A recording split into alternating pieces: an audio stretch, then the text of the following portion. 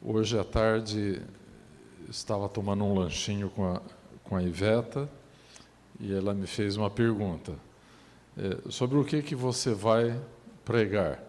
E eu respondi para ela, vou pregar o Evangelho. Não é? O Evangelho é o assunto de Deus para a salvação. Amém? Então, o caminho da salvação é o tema do Evangelho. E é sobre isso, é esta mensagem que nos atrai. Amém?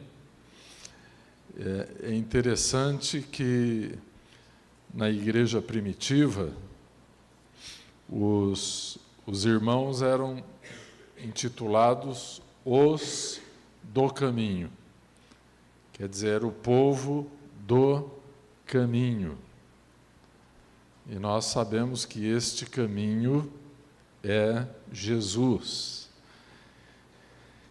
Ele mesmo afirmou, eu sou o caminho, a verdade e a vida. E ninguém vai ao Pai senão por mim. O apóstolo Paulo, na carta aos Colossenses, no capítulo 3, no versículo 13, ele disse que a nossa vida está escondida com Cristo em Deus. Amém? Então, nós encontramos o Evangelho em toda a Bíblia, de Gênesis até o Apocalipse. Nós encontramos o Evangelho, anunciado quer através de profecias, através de parábolas, de figuras, muitas vezes anunciado através de personagens que tinham um valor profético. Então, Deus está falando. E o Evangelho, então, etimologicamente, em grego, quer dizer boas novas, boas notícias de salvação. Nessa noite nós vamos pegar um texto que encontra-se em 1 Pedro, no capítulo 3.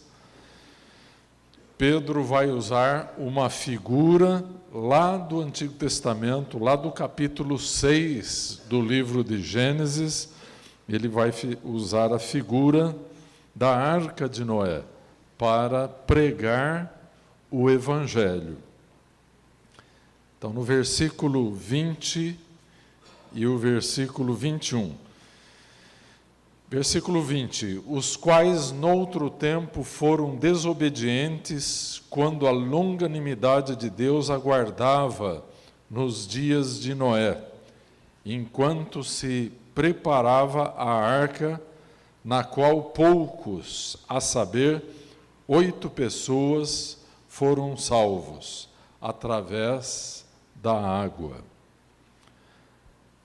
a qual, figurando o batismo, agora também vos salva, não sendo a remoção da imundícia da carne, mas a indagação de uma boa consciência para com Deus, por meio da ressurreição de Jesus Cristo.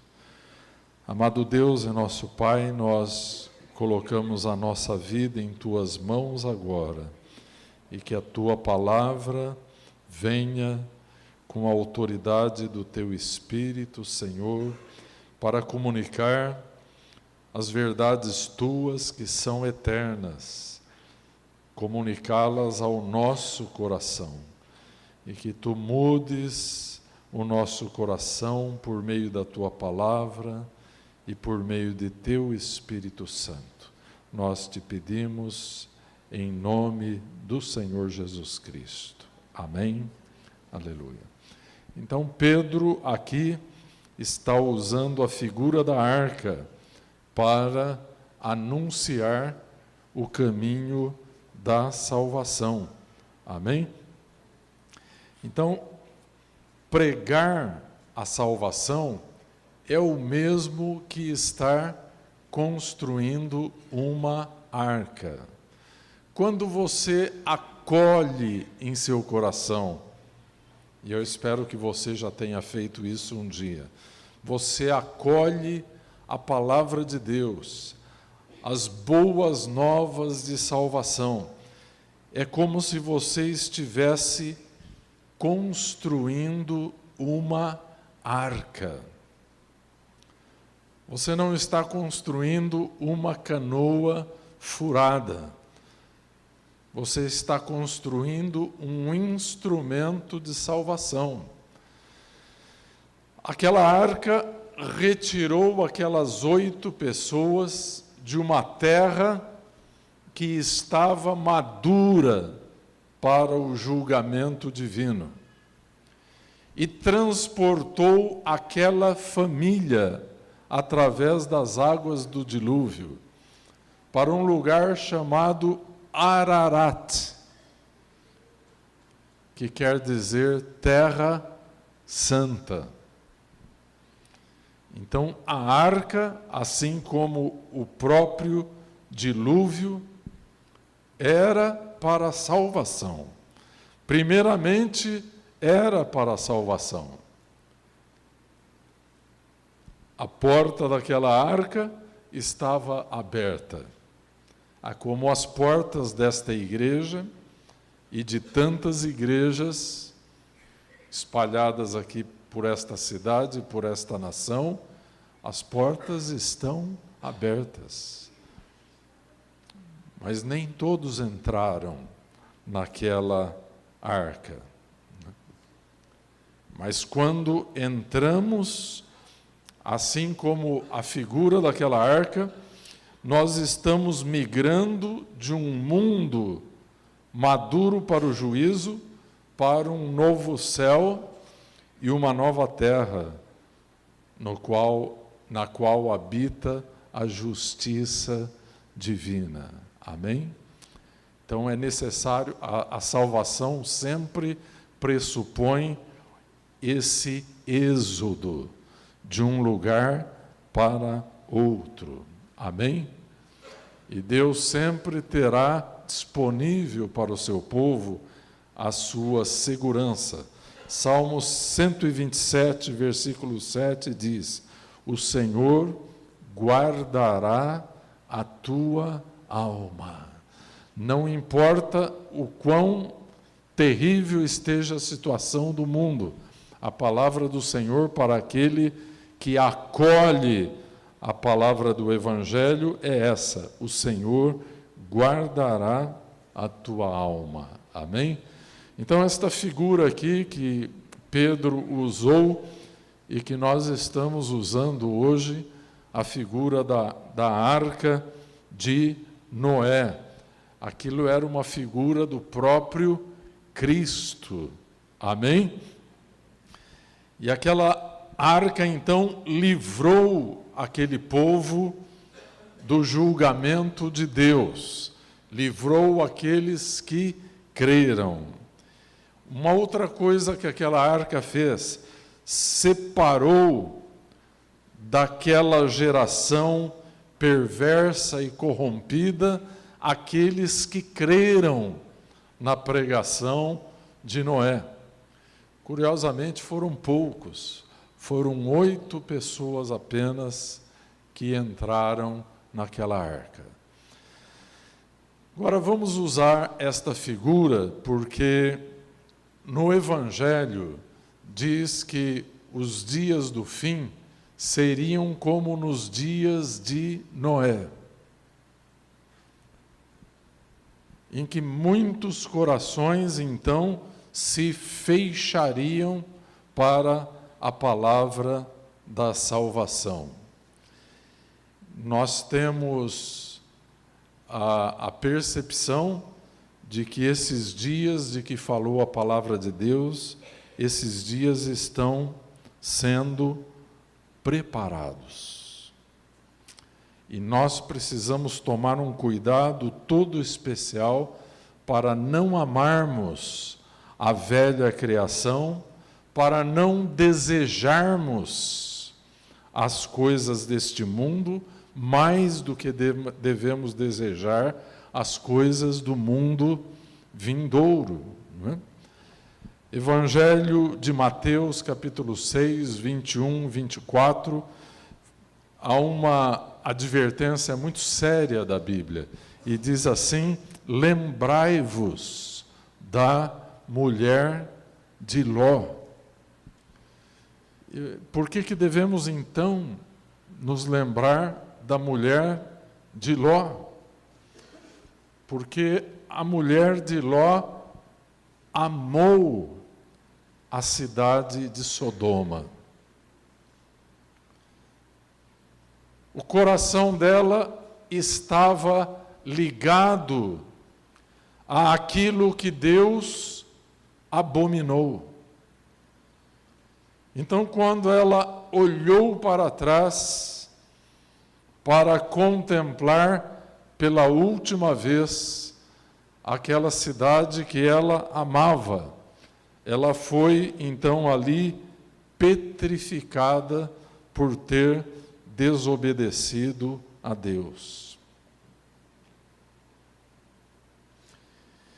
Queridos irmãos e amigos, a partir daquele momento em que nós acolhemos a palavra da salvação, a palavra do Evangelho em nosso coração, nós somos introduzidos pelo Espírito Santo em um processo redentivo que é exatamente o inverso da queda.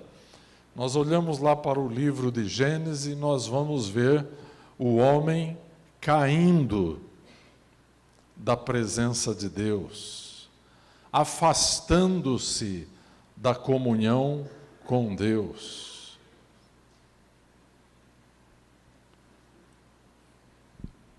No processo da salvação,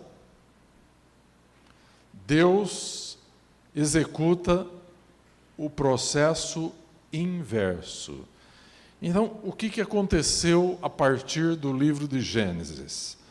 O homem estava sob o governo divino.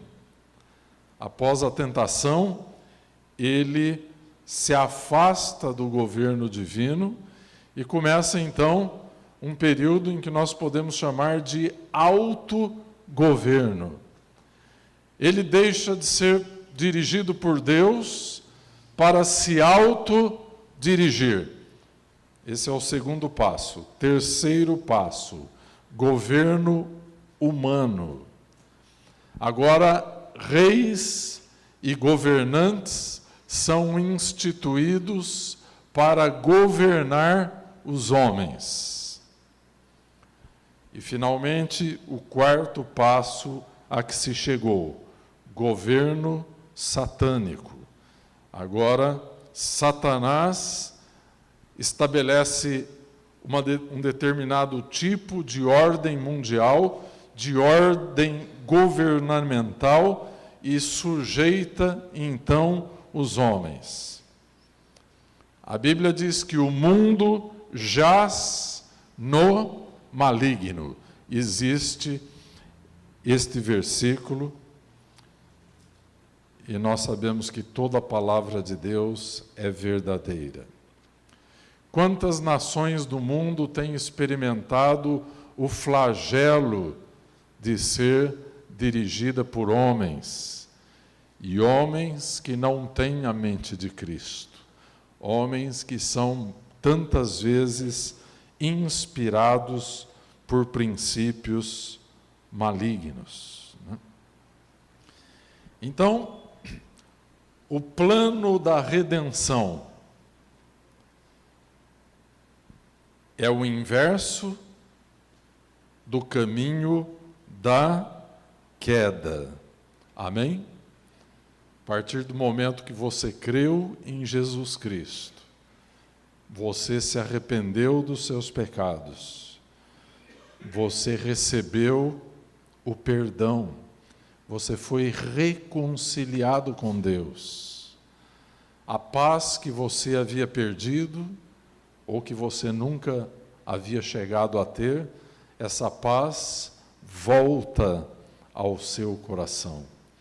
O reino de Deus, que um dia vai estar sobre toda a terra, agora ele passa a estar no teu coração. Porque quando o Espírito Santo de Deus vem e fixa residência no teu coração, ele traz o reino de Deus para a sua vida. Amém? Glória a Deus. Existem algumas palavras que são usadas na Bíblia que descrevem este plano de restauração de Deus. E eu queria dizer que não é um plano exclusivamente para a nossa alma. Após a queda, meus irmãos, e principalmente nos dias de hoje, e vamos dizer após aquele movimento cultural chamado renascentismo, que deu então origem à modernidade, e hoje se diz que nós já estamos na pós-modernidade, o homem está muito voltado para si mesmo. Então há aquilo que os escritores chamam de antropocentrismo. O homem considera-se o centro de todo o universo. E nós temos a tendência de olharmos para a Bíblia e considerarmos que Deus fez tudo, o seu plano de salvação, apenas para nos salvar. Você já pensou assim? Na verdade, Deus está restaurando toda a sua criação.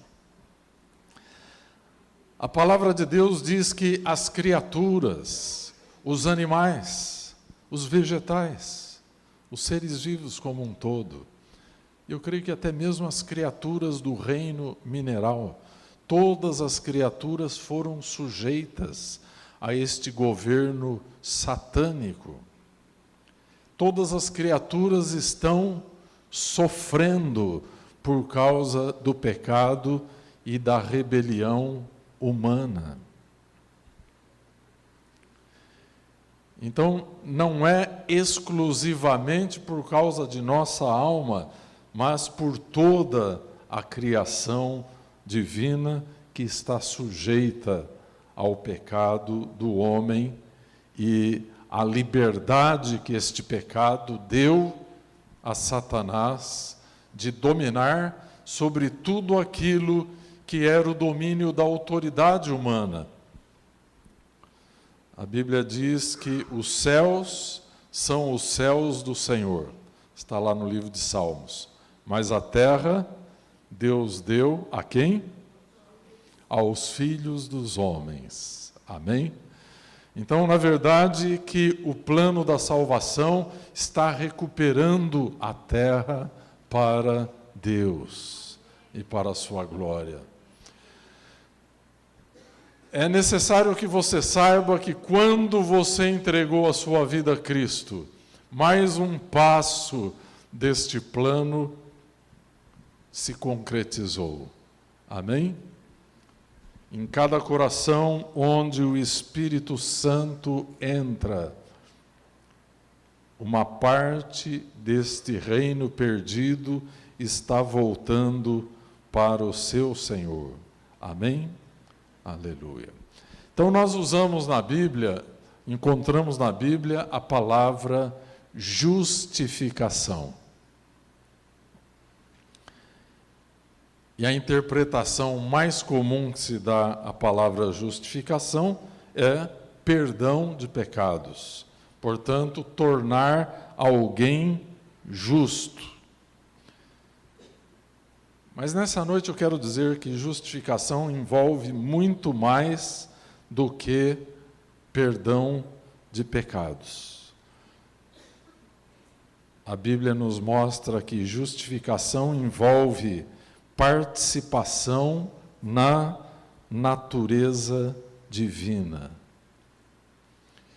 Quando você abre a sua Bíblia em Gálatas capítulo 5, do versículo 22 ao 23, você tem ali uma descrição do caráter divino, através do fruto do Espírito Santo.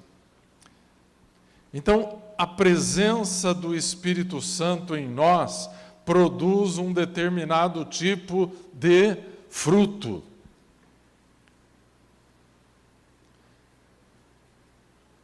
E é exatamente o mesmo fruto que o Espírito Santo produziu na vida de Jesus. Amém? E aí no versículo 23 diz: contra estas coisas não há lei. Então nós nos tornamos, mediante a graça divina, naquilo em que a lei mosaica não nos podia transformar. Então você perguntaria, mas então, qual a utilidade da lei? Toda aquela lei do Antigo Testamento. A lei foi muito útil para orientar o povo de Deus e conduzi-lo até o Messias. Mas a lei somente podia nos mostrar o quão distante nós estávamos de Deus, por causa da corrupção do pecado em nossa natureza. Então a lei nos mostrou o tamanho do abismo onde estávamos confinados. E ela então preparou o povo de Israel para a vinda do Messias, para que quando então o Messias se manifestasse, o povo poderia entrar na nova aliança. Então esta é a palavra justificação, tornar justo. E isso vai muito além do perdão de pecados, envolve a nossa participação na natureza divina. Amém? Glória a Deus. Alguém capaz de viver o fruto do Espírito vai se tornar uma pessoa tão parecida com Jesus Cristo e vivendo aqui entre nós. Amém? Aleluia. Uma outra palavra que aparece relacionada ao plano da redenção é a palavra santificação. Esta é uma palavra muito controvertida e muito mal compreendida nos dias de hoje.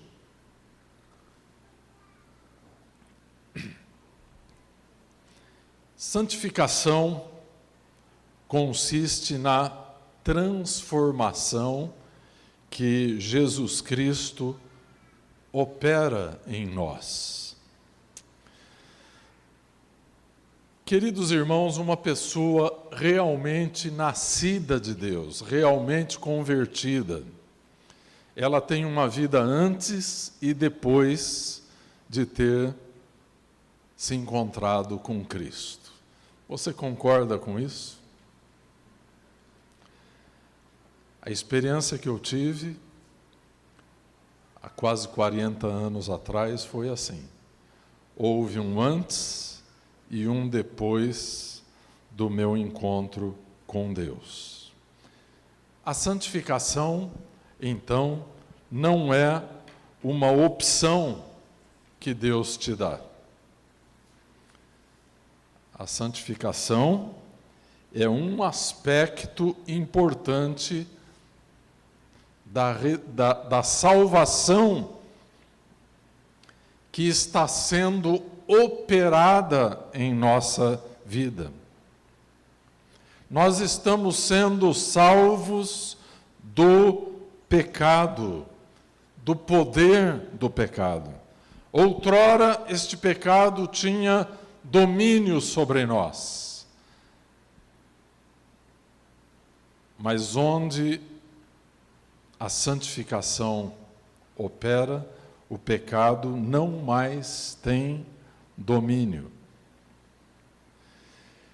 A santificação é tão importante na vida cristã que lá em Hebreus capítulo 12, versículo 14, diz assim: segui a paz com todos e a santificação, sem a qual ninguém verá o Senhor. Sem santidade não poderemos ver a Deus, porque Deus é santo. Hoje há uma doutrina errada sendo largamente ensinada nas igrejas. Que Deus é um Deus que justifica, mas não santifica. Irmãos, justificação e santificação são como elos de uma mesma corrente. A coisa começa no elo da regeneração. Aí nós temos o elo da justificação. E depois nós temos o elo da santificação. E depois nós temos o elo da glorificação, que é a etapa final do plano de salvação de Deus. Então, se alguém foi justificado, este alguém vai desfrutar a justificação, e ele vai dar continuidade à justificação através da santificação. Então, eu exemplifiquei exatamente como os elos dourados de uma corrente. É uma divina corrente que está suspendendo a nossa alma na direção do Senhor Jesus Cristo. Mas se você crê que você pode ser justificado, mas que a santificação é opcional, com a ruptura desta corrente, você não será glorificado. É por isso que Hebreus diz, no capítulo 12, 14, sem a santificação, ninguém verá ao Senhor. Porque a corrente foi quebrada. A corrente foi quebrada.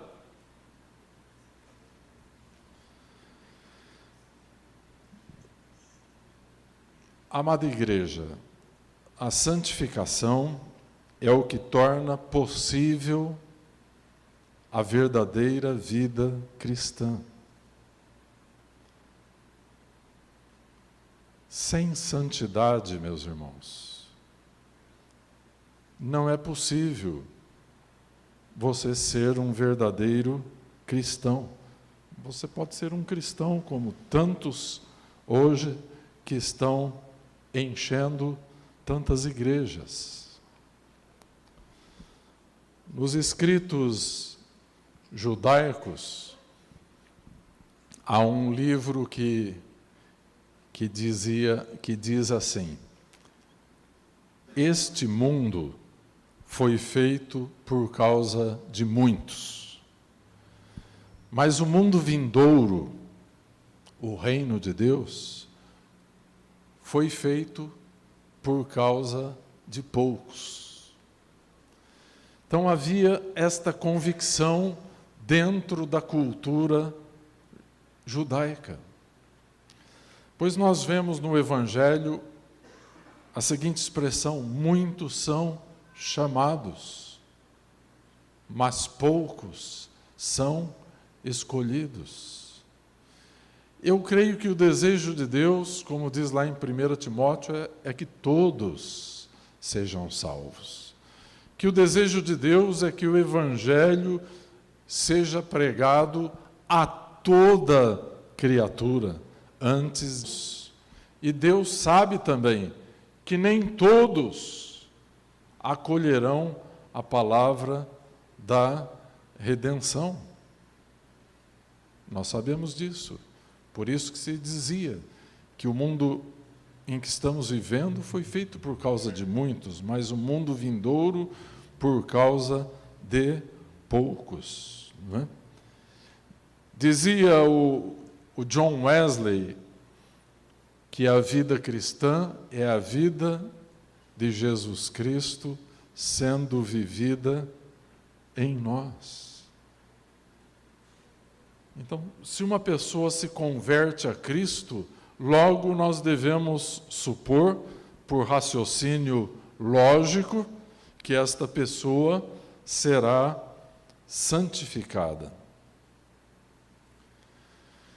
Mas se então, como temos verificado nos dias de hoje, não se dá muito crédito a isso, se nós negligenciamos a santidade, o que acontece? Nós colocamos o testemunho da igreja em risco. Vocês me ouviram bem? Eu estou procurando ser bem didático a respeito deste assunto, porque nós aqui nesta igreja não pregamos que você pode ser justificado e não santificado. Nós não pregamos isso aqui. Mas parece que isso está implícito na vida dos cristãos dos dias de hoje. E assim, o testemunho da igreja está sendo colocado em risco.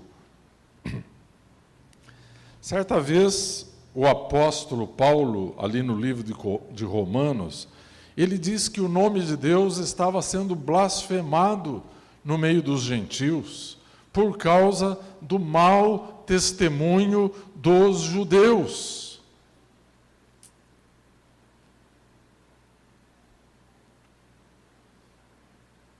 Você já imaginou? O que estava acontecendo era o seguinte: pensava-se assim, se isto é ser cristão, então eu não quero.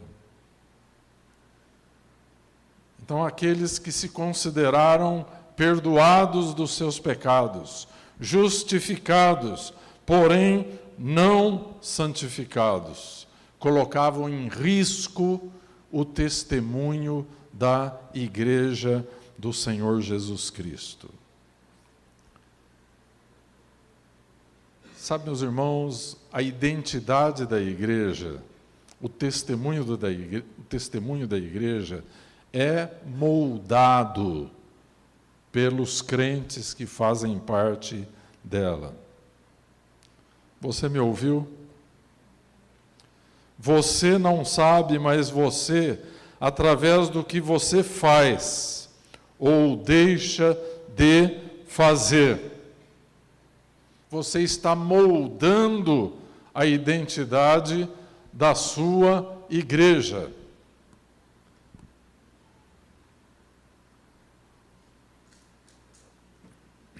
Aquilo que você faz ou deixa de fazer é uma declaração da sua fé e da eficiência do Evangelho e do poder do Espírito Santo na sua vida.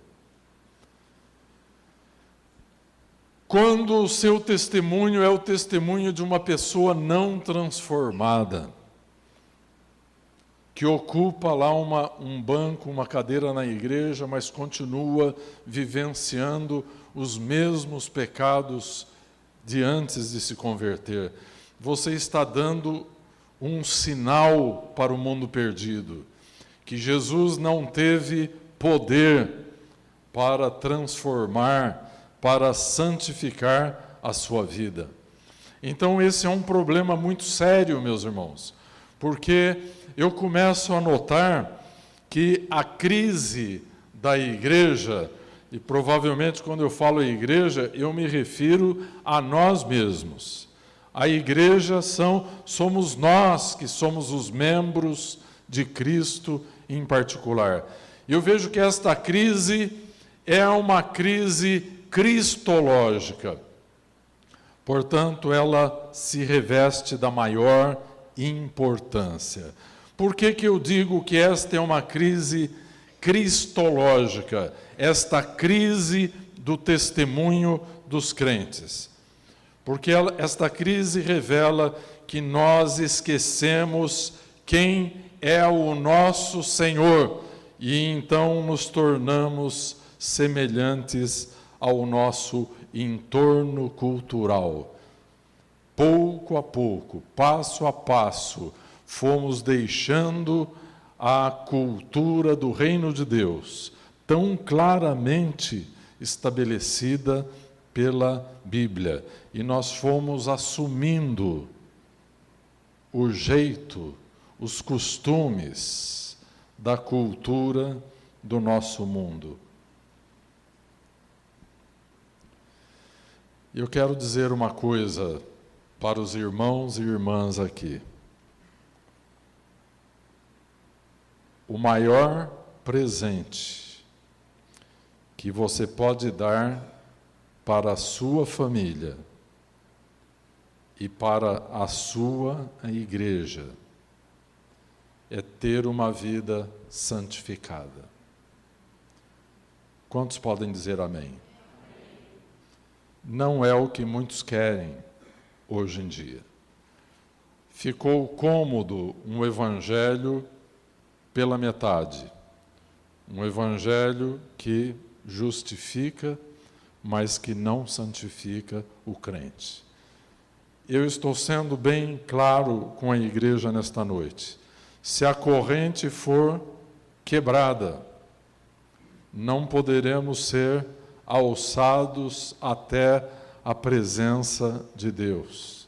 A Bíblia diz claramente, sem santidade não podemos ver a Deus.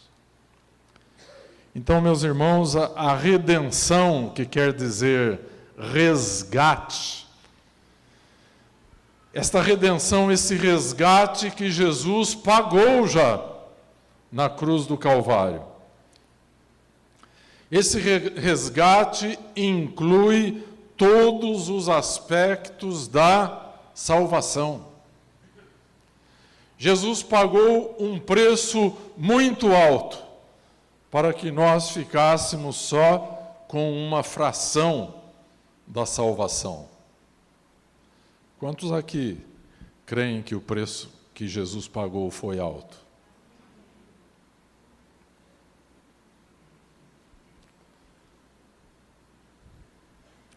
E agora, nós ficaremos com 20%, 30% do preço que ele pagou? Ou vamos receber toda a redenção? Nós precisamos receber toda a redenção nas nossas vidas. Amém? Esse é o grande tema de toda a Bíblia. Esse é o tema do Evangelho.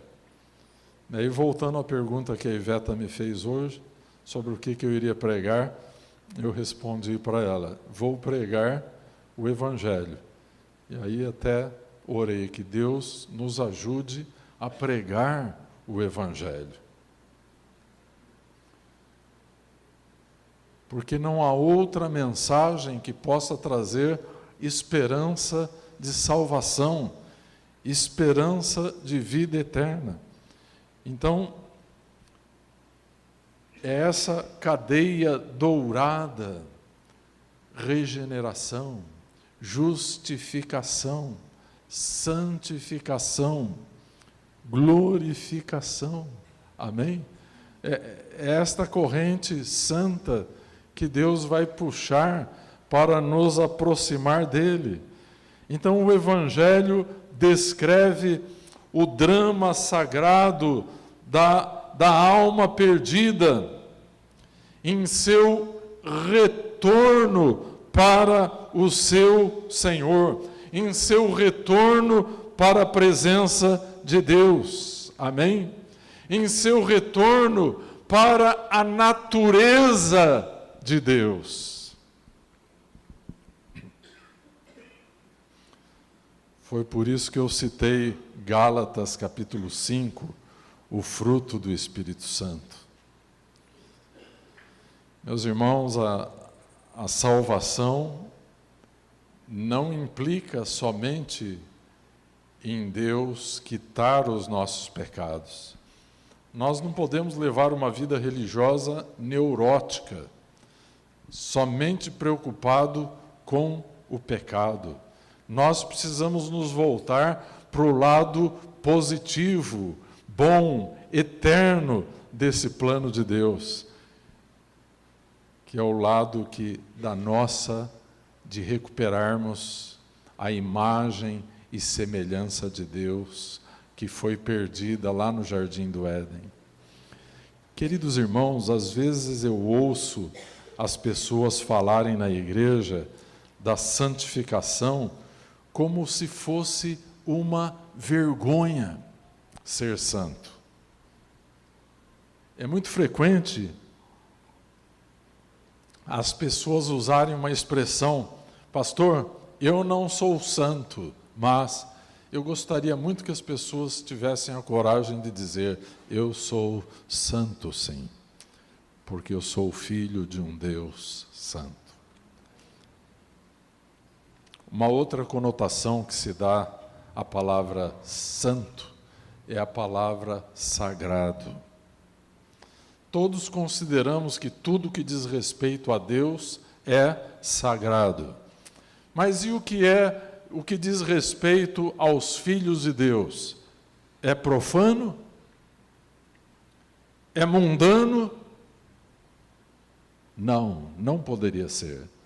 Se a nossa vida for coerente com a Bíblia, coerente com o plano da salvação, então a nossa vida deve ser revestida também do sagrado. A Bíblia vem trabalhando essa ideia desde o Antigo Testamento. Deus falou com Israel, e Deus falou assim: sede santos, porque eu sou santo. Então nós não podemos cultuar, adorar, servir um Deus santo, sendo que nós estamos mergulhados em uma vida comum e pecaminosa. Eu queria terminar esta reflexão nesta noite falando um pouquinho do perfil que tem as pessoas nos dias de hoje. Eu estava comparando a salvação com a Arca de Noé. Pois bem, aquela arca era um tipo, ali no livro de Gênesis, no capítulo 6, um tipo da salvação em Cristo Jesus. Porque aquela arca foi construída para quê? Para salvar. A arca não foi construída para condenar. O juízo viria, mas Noé estava pregando uma mensagem de esperança. Mas o coração daquele povo estava empedernido. Aí dissemos a vocês que no final dos tempos, o Novo Testamento diz que vai ser como nos dias de Noé. Isso quer dizer, o coração do povo vai ter um perfil psicológico bastante resistente à verdade.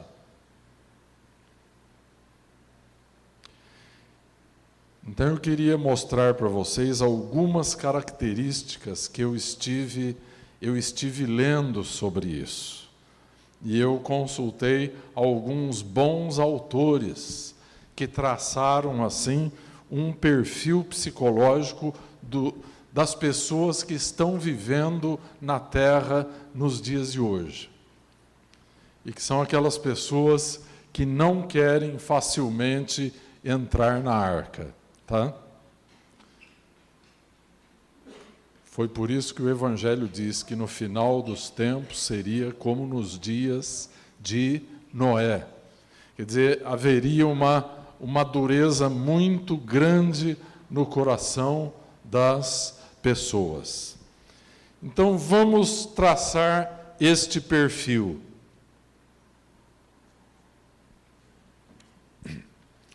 O homem dos dias de hoje não tem referências, ele não tem absolutos, tudo é relativo. Você já ouviu falar que nós estamos vivendo na era da pós-verdade? Acredita-se hoje que não exista a verdade, que tudo é válido, que tudo é lícito, que tudo é normal. Então nós estamos vivendo na era do relativismo. Uma outra característica das pessoas dos dias de hoje. O ser humano de hoje é um ser instantâneo, efêmero, isso quer dizer passageiro, sem profundidade. Terceira característica, o ser humano dos dias de hoje é um hedonista em busca de felicidade e de realização pessoal. É um ser humano muito voltado para si mesmo. Ele, para realizar os seus objetivos, ele não hesitará em sacrificar os seus relacionamentos, a sua família, os seus filhos. Ele sacrificará, sim, a todos, para não sacrificar a si mesmo. Acontece que o conceito bíblico da palavra amor, da palavra ágape, é exatamente sacrifício pessoal em favor dos outros. É assim que se interpreta amor na prática. E o que acontece então? No mundo que nós estamos vivendo, o amor está sendo desviado de Deus e do próximo para si mesmo. Qual é o perigo disso? Um grande teólogo do passado, que foi Martinho Lutero, Lutero dizia que o alto amor, este amor exacerbado, exagerado a si mesmo, esse narcisismo, né, que é o nome da doença que as pessoas hoje em dia têm, e Lutero dizia que isso é exatamente a compreensão bíblica do pecado.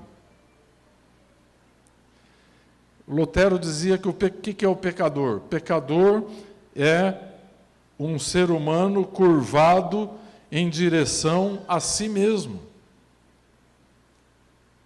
Ele não mais se importa com Deus e com os outros.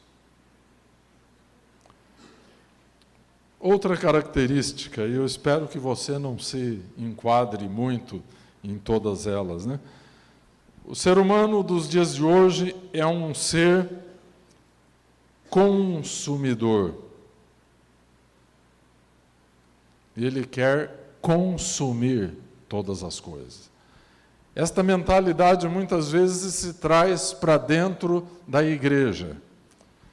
E às vezes, se nós não tomarmos cuidado, nós nos assentamos aí e consumimos o culto, consumimos o louvor, consumimos a palavra de Deus.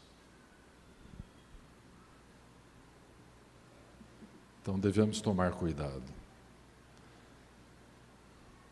Nós estamos vivendo a era do consumo. E o ser humano dos dias de hoje é um ser consumista. Uma outra característica é um ser da realidade virtual e do engano. Antes de surgir a internet, o mundo virtual, nunca havíamos ouvido falar em fake news. No entanto, agora se fala muito em fake news. Provavelmente você já acreditou em um monte de mentiras que você viu na internet. Então, o ser humano desses dias tão perigosos, e essas pessoas que, por causa desse perfil, não querem entrar na arca, que é um instrumento de Deus para a salvação. Não querem receber a Cristo. Então, ele é um ser do engano. Os seres humanos hoje se consideram tão espertos e eles são enganados por tudo. Eles são enganados pelos homens, eles são enganados pelas fake news. A mídia molda a mentalidade das pessoas. Nós precisamos tomar um certo cuidado, meus irmãos, com a maneira como nos expomos à mídia. Um outro item deste perfil psicológico é que o ser humano dos dias de hoje, desta era pós-moderna, ele é um ser psicológico. A partir do século XX, em que, desde o início do século XX, ocorreu a chamada revolução psicoterapêutica. E o século XX, então, foi o século da psicanálise. E aqui eu queria dizer que eu não tenho nada contra os profissionais da área psicológica.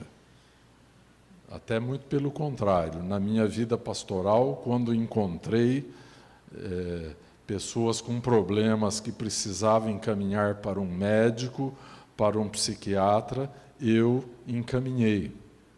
Então, pessoalmente, não tenho nada contra a ciência. Aliás, eu creio que a revolução psicoterapêutica foi permitida por Deus para suprir uma deficiência da igreja. Porque antigamente os psicoterapeutas eram os sacerdotes, que ministravam a cura da alma mediante a palavra de Deus. Mas houve um fracasso nesse sacerdócio, principalmente no século XIX, que foi um século do racionalismo, em que os teólogos se tornaram tão racionais. Por exemplo, tinha um teólogo alemão que eles não conseguiam crer no sobrenatural. Então, como explicar que mais de 5.000 pessoas comeram aqueles 5 pãezinhos e os 2 peixinhos na multiplicação dos pães?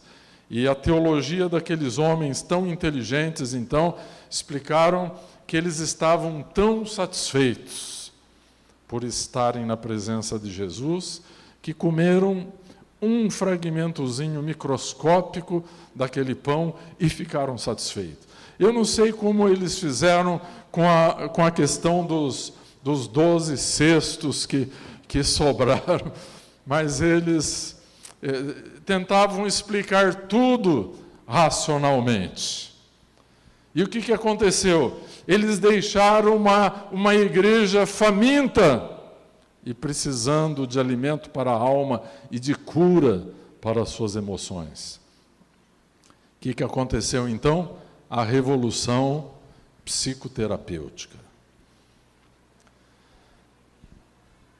Porém, o homem do século XX e do século XXI é um ser completamente psicologizado. Vejam, as expressões que são usadas hoje são quase todas tiradas da psicologia, da psicanálise.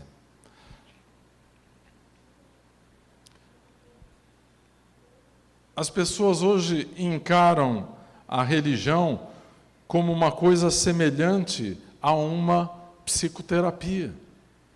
Usam até os termos. Por exemplo, hoje se fala muito em autoestima. Por exemplo, a ansiedade. Qualquer coisinha hoje, isso é ansiedade, não é? Isso não quer dizer que todas as pessoas estejam ansiosas. A questão da depressão, qualquer coisinha que acontece, você está deprimido, isso é depressão. Então pegaram estes elementos e levaram a um grau máximo de influência. Notem bem que eu não estou negando que essas coisas existam, mas estou dizendo que no perfil das pessoas de hoje é um perfil totalmente psicologizado. A linguagem que se usa hoje muitas vezes é tirada da psicologia e substituindo a linguagem da Bíblia. Agora, qual é o problema disso para se entrar na arca? Já que usamos aqui a figura que Pedro usou, né? Da arca como instrumento de Deus para a salvação numa era de juízo. O problema que acontece aqui, meus irmãos, é que se a religião da pessoa é psicologizada, vai ocorrer uma grande diminuição da ideia de culpa e arrependimento. E o que isso repercute? Em uma resistência muito grande à conversão. E a pessoa vai ficar então entre a cruz e a espada. Bom, a Bíblia me diz que eu devo me arrepender, mas Freud disse que eu não tenho nada de que me arrepender. A Bíblia diz que eu sou pecador, mas os grandes mestres da psicologia do século XX dizem que eu sou inerentemente bom. E como conciliar então os escritos de Erich Fromm, Carl Rogers, Rollo May, Abraham Maslow, todos esses mestres da psicologia, apenas para citar os 4 que eu conheço e que tenho livros deles na minha biblioteca.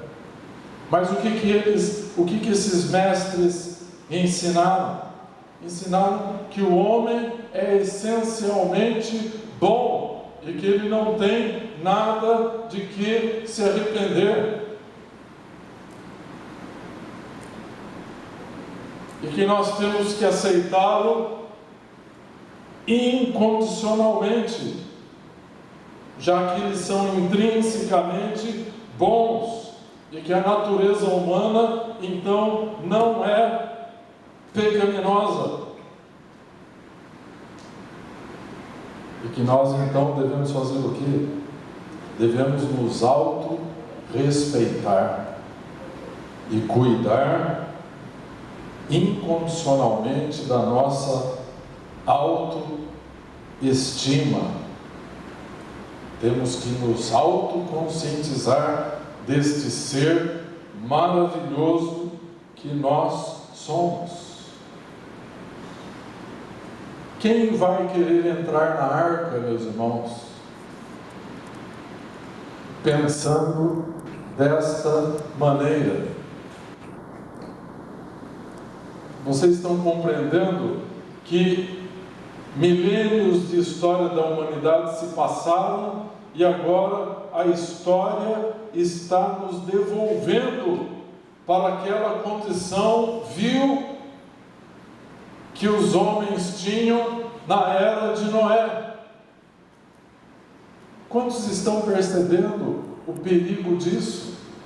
Com toda a tecnologia que se tem hoje, o coração dos homens está embrutecido completamente. Eu estava lendo um livro do John Stott, que é um grande escritor cristão, falecido há alguns anos atrás, E John Stott então estava citando um outro livro de um tal Dr. Paul Vitz, que escreveu um livro, A Seita da Autoadoração, em que ele discorre detalhadamente sobre esta tendência que está predominando na mente das pessoas nos dias de hoje.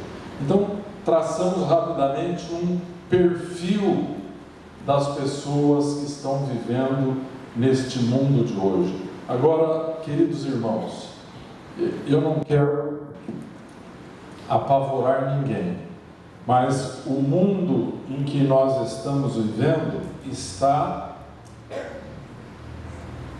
a cada dia mais maduro para um juízo de Deus.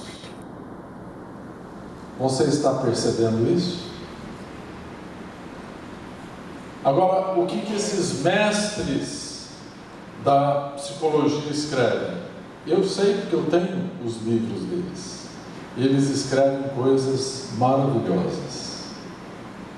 É o tipo do livro bom para você ler. Mas eu não me empresto para você ler, tá? Porque não vai fazer bem para a sua alma, tá? Porque eu estou aqui para convencer você a entrar na arca, a receber a Cristo, a abandonar o seu pecado, a receber o perdão, a ter a sua vida santificada, para que você possa contemplar a face do Altíssimo um dia.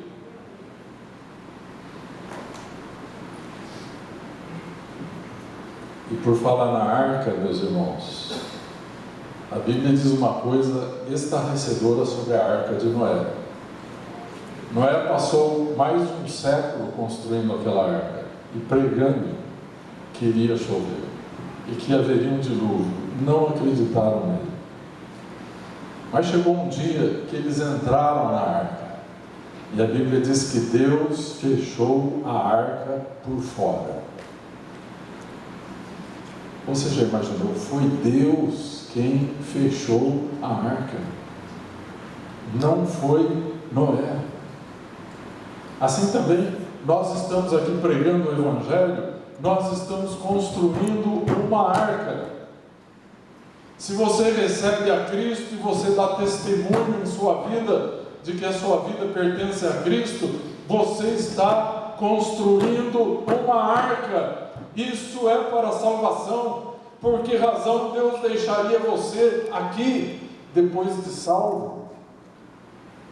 Porque Ele quer te usar para a salvação de almas. Amém? Mas quem vai fechar a arca é Deus, e vai fechá-la por fora. Então vai chegar um dia que tem um apito final. Quem entrou, entrou. Quem não entrou, não entra mais. Não é?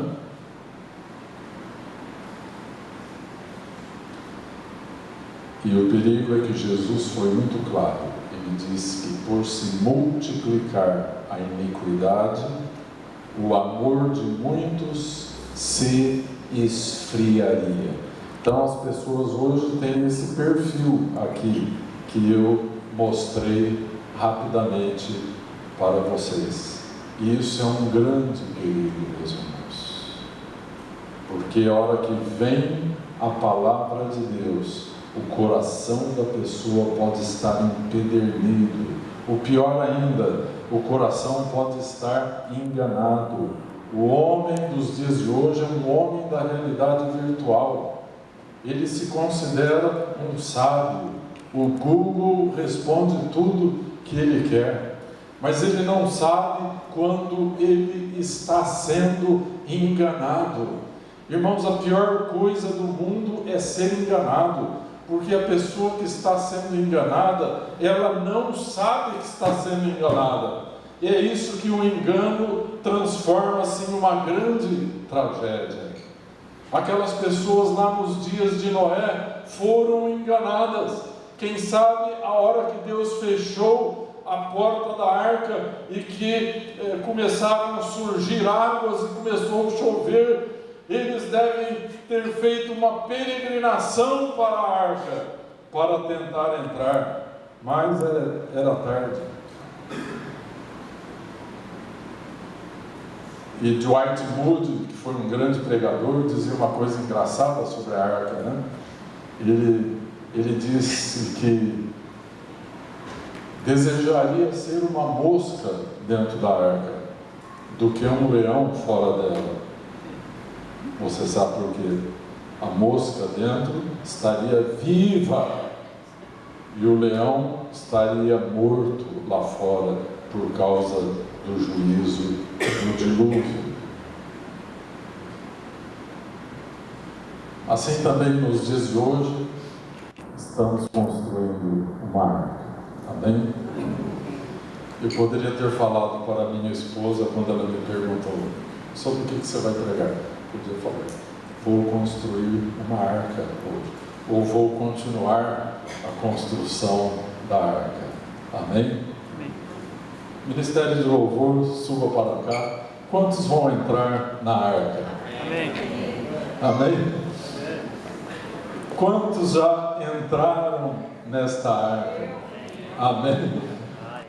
Eu queria perguntar como o seu testemunho tem contribuído com a construção desta arca, já que afirmamos aqui uma coisa importante: tudo aquilo que fazemos ou deixamos de fazer modela a identidade da nossa igreja.